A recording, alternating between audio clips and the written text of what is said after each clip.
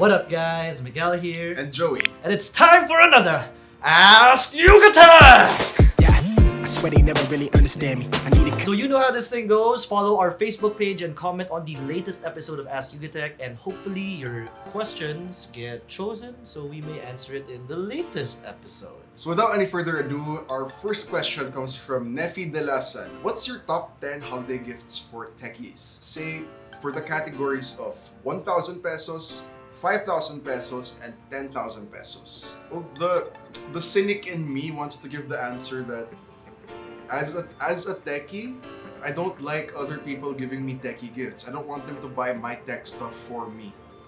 I want to be able to pick my own stuff. But assuming that's not an issue with the person you're buying the gift for, under 1,000 pesos, you could get a cheap pair of true wireless earbuds. Yeah. You could get a power bank.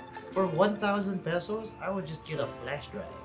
1,000 pesos, a flash drive. It's also OTG. nice. Oh yeah, an OTG flash drive with the double-sided Type C and Type A. That's really nice. Under 5,000 pesos, you know, pretty much the same things. Maybe get a bigger capacity power bank with more types of fast charging, maybe even wireless charging if it's within your budget. You know, under 10,000 pesos, you can even get smartphones already. You can get like the Realme 5 or something, or the Redmi Note 8.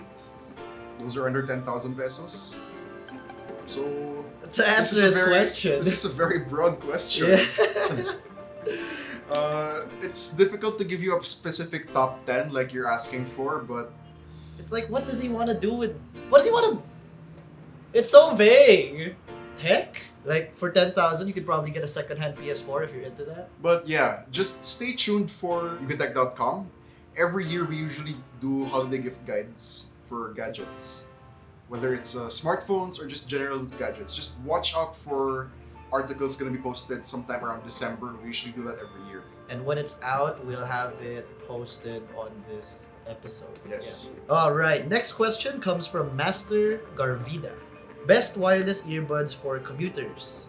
Yung kahit nasa jeep ka, okay pa din sound quality. Thanks! And then, fan sign naman po, Miss AJ, ayaw ko na shoutout, sinisigawan mo lang kami.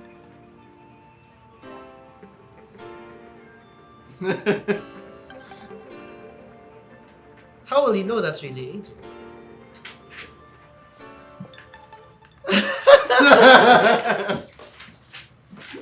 What was that? He was like, he was like a ring girl for a second. Okay, with that cringe out of the way, assuming price isn't a big factor, you can look at this two ways. Best for commuters, meaning you don't want to hear anything. You don't want to hear the outside. Yeah, he said yeah. In that case, you might want to... They're outside, but my personal earphones are the Sony WF-1000X Mark III.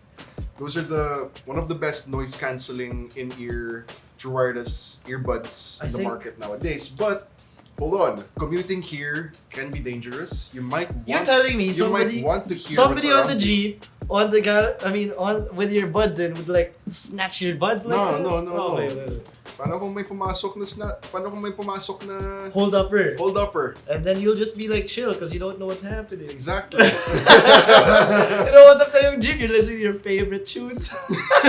You're just like, oh, you go. You see somebody pointing at you and you're just like, huh?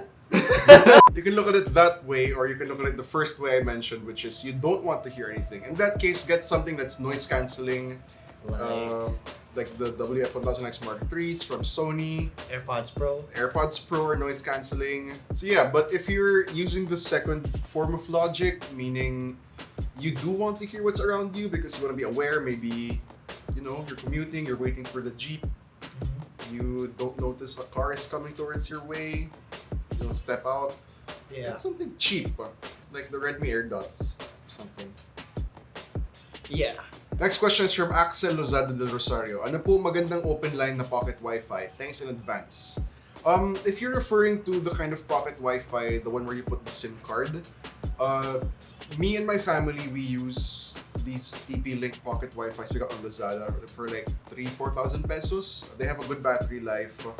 You can even put an SD card to share files among the network, and it accepts any SIM card, any country in the world. So there's that. Well, put a link in the description down below, I guess, for pocket Wi-Fi from the pocket Wi-Fi I'm referring to, the TP-Link one. But if you want something that will work in any other country, let's say if you're gonna do like a Euro trip or something, you might want to go for the one you used last time, Skyro. the Skyroam. That one uses an eSIM that automatically connects to the carrier services of whichever country you're in. So I guess that can also be open line, but I don't know. I don't have much experience with the Skyroam. I heard that it doesn't work in the country of origin. So if you loaded it up here in the Philippines, it will only start being active once you reach a different country. Yeah. Why not Huawei? Aren't they like cutting edge of internet speed, like 5G technology? Yeah, Huawei also has pocket Wi-Fi's where you put a SIM card in. But anyway, there's a lot of them. From personal experience, Skyroam and the particular TP-Link pocket Wi-Fi I got from Lazada. That's what I can say. And if you can't like afford any of those, you can just check out whatever is within his budget and the one with the really good reviews. Yeah. Or get an old phone, And then use second that. phone, use that as a mobile hotspot. I stopped using pocket Wi-Fi's I stopped using pocket Wi-Fi's because they're so bulky. I just started using a second phone as a mobile hotspot. I do that too. Yeah. Our next question comes from Las Isolet. Right? I guess. Isolet? Isolet? Sorry. Ask ko lang din bakit halos nang nagsisilabas ang phones ngayon ay AMOLED displays. Strategy ba ito ng mga phone manufacturers para laging magpa-screen replacement ang mga consumers dahil sa screen burn issues ng AMOLED? Hashtag Ask YugaTech. That sounds like more of a conspiracy theory. Yeah. But I think the reason why they're pushing AMOLED more and more as opposed to IPS, even in the low budget and mid-range phones, it's because we realize that AMOLED panels are not perfect because of screen burn-in. At the same time, IPS was not perfect either. But eventually, all the problems associated with AMOLED will eventually be solved, like burn-in. So it's a long process. Yeah. It's a marathon. I don't think it's because they want people to replace their screens. Yeah. I mean, I think that just so happens. Like, I have a friend who has a OnePlus 6T, so he burnt in. Bought that last year. Yeah. Because you So- want to get a SAMOLED, not an AMOLED. What's a Sam? Oh. Is that a SAMOLED in Huh? your hand right now? It is a SAMOLED! A huge one! Stay tuned for a full review. So, in summary, to answer your question, probably not. This is not a strategy by manufacturers to get people to keep replacing their screens because of burn-in issues. I think it's more of a stepping up. The same reason why mid-range and even some budget phones are stepping up to Type-C instead of micro USB. AMOLED is just the next step after IPS. It's simply that. Granted, we know AMOLED is not perfect because we have issues like screen burn, but eventually some other new panel will come along, or they'll figure out a way to repair that particular problem in AMOLED screens so that it won't be a problem anymore, and we'll find something else to complain about. You know, yeah, manufacturers are trying to make money, but come on, that level of evil? I mean, I think technically, like this phone here, if you like just so happen to buy it, like in the first year you've purchased this, like they will replace your screen for a discounted price of like 5K basically, around that price.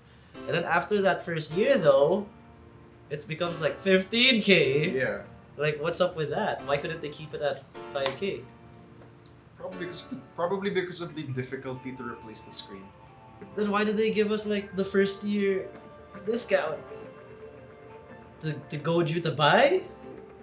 And I guess. it doesn't make sense because like when you buy it, you're like, I'm not gonna break my screen.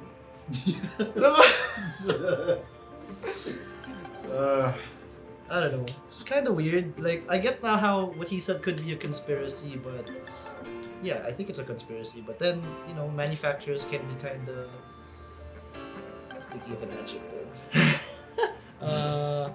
Their goal, after all, is to make money. Can be cheap. Yeah, they can be. Yeah. Next question is from Moses Jordan Reyno. What's the best gaming phone? I have a vote. I have a pick. We've answered this We question. have, I think. Yeah. And if you're in a past episode, what's your answer? ROG Phone 2. ROG Phone 2. You don't want to go like that. Huh? You went like this? Yeah. What? But it's 2. ROG Phone 2. Our next question comes from Esteban Gavin. What's your take on the widespread of fake air dots? Actually thought this was gonna say AirPods when I placed it in. Oh. We kind of tackled this earlier. Yeah! What's your take on it? It definitely sucks. That's my take on it. But, you know, For me, shit happens. I'm gonna answer this like as if it was air dots, AirPods, whatever. Yeah. Like, to me, it's kind of like laughable. Cause How like so? capitalism is like taking over people's brains. It's like, oh, I want an AirPod, or Air Dots, but I can't, you know, afford full price, so I'm gonna go for fake ones. But some people don't know they're buying fake ones, right? Yeah. Okay. Yeah, like we said earlier. But at least that's how I felt if like it said AirPod. There's two ways to look at it with the fake ones. Yeah.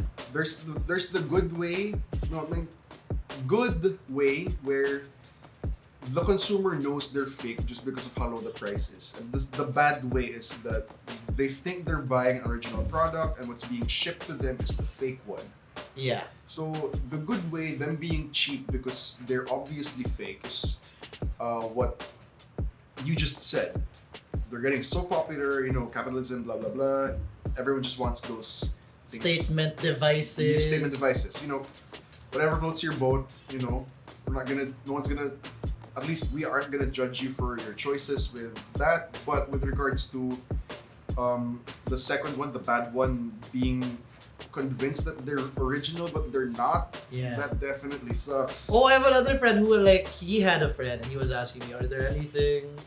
He was asking for like true wireless recommendation, and he's like on iPhone, and I was like the AirPods, and then he was like, but what about this? And it was those fake AirPods. They're Yeah. like fucking 90%, 80%, you know, less than the actual AirPods. And I was like, well, it will work. You know, it has the W1, the WH1 or W1 chip also. It will work, all that stuff, but the sound quality is gonna take a hit. Yeah. So it's up to you. Yeah. Our next question is from Mark Olabiaga. Are we slaves to technology? Yes. Yeah, kinda. Kinda. I mean, if you're watching this, you're on a smartphone. Yeah. But imagine this. What if like tomorrow, like everyone went to sleep tonight, whatever, all around the world, then tomorrow all Yeah. of technology was just gone. Like Y2K situation. Yeah. We were talking about this exact same concept like last month, Oh, where I said, you know, if life were a video game, you know, we consume food, we sleep, we rest to get health, but our mana nowadays is our smartphones. Not having a smartphone is like being a character in a game, an RPG game, without any mana. You can't use your spells. Just imagine that though. Let's say you lived alone, you woke up the next day, no more technology at all. Who the fuck? Who are you gonna talk to? Who are you gonna tell? Like, what's happening? You can't even ask anybody what's happening. I have to go outside. That'd be crazy. I have to drive my car because I can't book a Grab. I think cars would be gone too because that's technology. All right. Next question from Dory J. Tamparong Egay Jr. Bakit? Bakit palaging may chin sa baba? So that when you're holding your phone in certain ways, you don't accidentally touch the screen. Next question is from Paul Marlu Alcantara Tala. Posible po ba magkaroon ng new Motorola RAZR sa Pilipinas? So like when I saw this question, I was like thinking to myself, why not? Yeah. And then I thought about it more, and maybe he was thinking about the eSIM thing. But we have eSIMs. We have eSIMs. Yeah. So yeah, Motorola is now the mobile division of Lenovo. Yeah. And Lenovo does have an official presence here in the country. Actually, we're pretty good friends with the folks over at Lenovo. What's up, guys, if you're watching? Yep. And yeah, so given that Motorola is officially available in the Philippines because of the official availability of Lenovo, it is possible. Yeah, I agree. Yeah. Look at you and your phone. Do you want to talk about the RAZR though? Yeah. Like fuck this. Last question from Rainy Santos. I heard Joey say in the OnePlus 7T video that he's a fan of stock Android. I am too. I personally prefer having stock, or at the very least having a few preloaded apps as possible. Same. And I currently have a mostly ad-free phone. I buy pro versions of apps I like or trust. How big of an issue would MIUI be for someone like me? I'm asking since I heard that it has built-in ads everywhere. I would like to experience Xiaomi's bang for buck hardware, but the things I know about MIUI have kept me away from them. Yeah, so with regards to software, I think me and Rainy are kind of the same. Based on what he said, fan of stock Android, as little apps as possible, fan of the full version for less ads. In that light, we're kind of the same. So, in my experience, whenever I get my SIM card out of my Pixel 3 and move it to a different phone that's not on stock Android for a review, it always takes me maybe 3 to 5 days to adjust to the software experience. Because, of course, a lot is different. But then again, if you're talking about MIUI in particular, I really like how it's simple. Yeah. It looks really clean. Yeah. It does have built-in software, but some of it's actually pretty useful. With regards to the ads, I haven't experienced them personally. Some people around the office have, but they apparently can be turned off.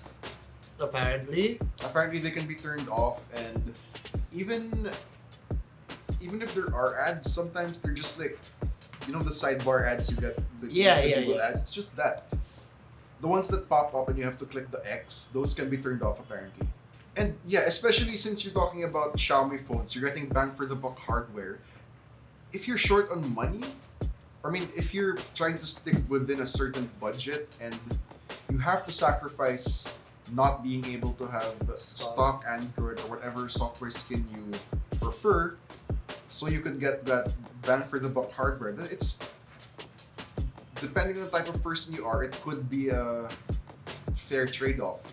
For me, if a phone's cameras were good enough, but it didn't have the software I like, then that's a good trade-off. For you, it might be performance. For you, it might be display, battery, whatnot.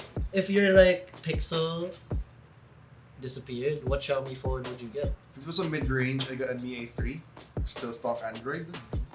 If not, I'd get maybe the Mi Note 10. Yeah, I feel like, me too.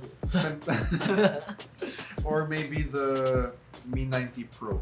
But if I'm on the same wavelength as Rainy, sorry, I don't know how to pronounce your name, but if we're on the same wavelength, if I dropped stock Android just like that, OnePlus. Yeah. It's the closest thing, pretty much. Anyway, that wraps it up for, this is now episode 33 of Ask YugaTech. That wraps it up. If you want to ask a question for the next episode, wait for our post on Facebook or leave a comment down in or leave a comment down in the description box. What? Not description box. Ah, shoot. Or leave a comment down below. Yeah. Or leave your question in a comment down below. Alright, he's sick. I'm tired. Yeah. Anyway, if you enjoyed flu season, take care, guys. Yeah. Anyway, if you enjoyed this video, be sure to smack that like button. Subscribe to our YouTube channel, hit that bell icon so you get notified of future uploads. Be sure to visit YugaTech.com for the latest tech news and reviews. Again, this has been Miguel. This has been Joey. And we'll see you in the next one. Peace out.